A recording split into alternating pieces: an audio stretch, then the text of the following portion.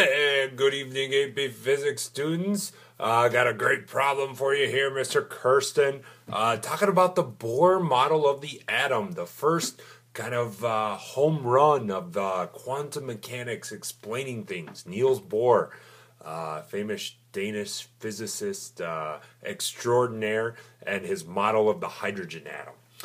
So let's just get down to work. So the Bohr model's kind of complicated, so make sure that you've listened to Mr. Kirsten's notes that he gave in class on the Bohr orbit, right? The Bohr model of the hydrogen atom.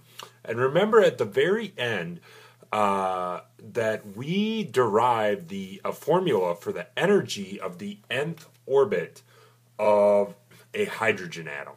So the energy of an electron in, for instance, the first orbit would be equal to negative 13.6 electron volts.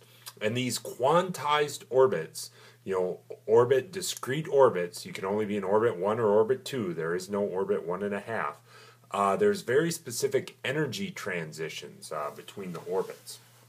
So question 48 asks the following question. If an electron were to move starting out in the first orbit and move up to the third orbit, would that be an absorption spectrum or an emission spectrum? Okay, and what you want to think about here is energy being absorbed into the system where a photon would be absorbed, or is energy being given off? And let's take a look here kind of at a little diagram they have in the book. Here are a little energy diagram here. And you'll notice here n equals 1 is the ground state. So an electron in the lowest possible energy level of a hydrogen atom. And in this case, we're jumping from orbit 1 and the electron's jumping up to orbit 3.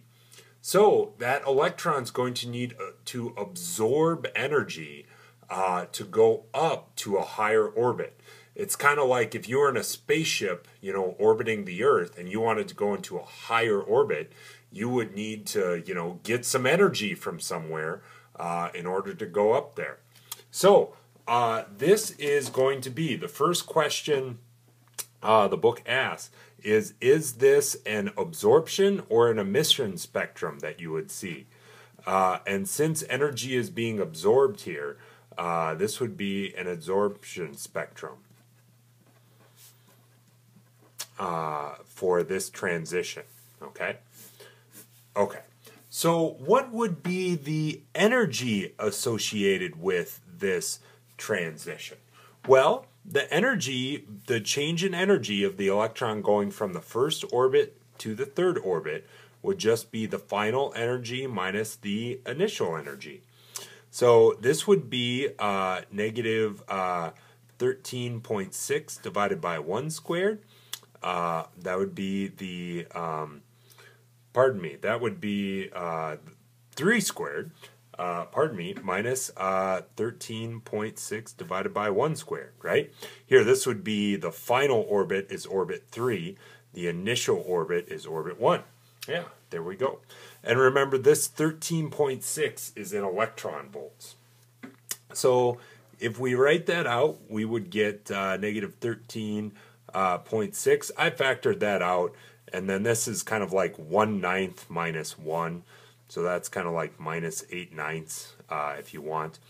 Anyway, if you work that out, you get positive 12.1 electron volts is the energy transition of that orbit.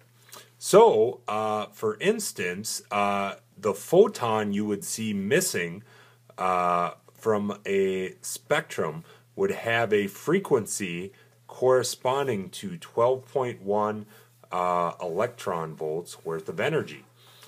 So you could plug in Planck's constant there in electron volts and figure out what exactly the wavelength of that missing photon would be.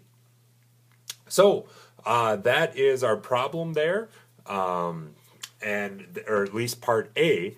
Now I'm going to let you guys work out for yourselves parts B and C for the other transitions that the problem's talking about there. Okay?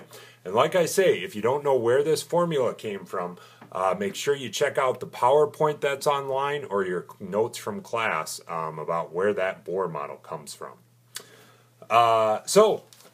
Something that's very unrelated to Bohr, very not boring, was a cool article in the paper I found today. It's amazing how many pre-hominid fossils they always find. And here's yet another one that looks like to be a link between modern humans and Australopithecus, known as Lucy. Lucy was like the original missing link. So anyway, really cool article here if you're at all into human evolution. Lots of cool stuff here in this article. All right, well, nice work, physics students. We will see you tomorrow.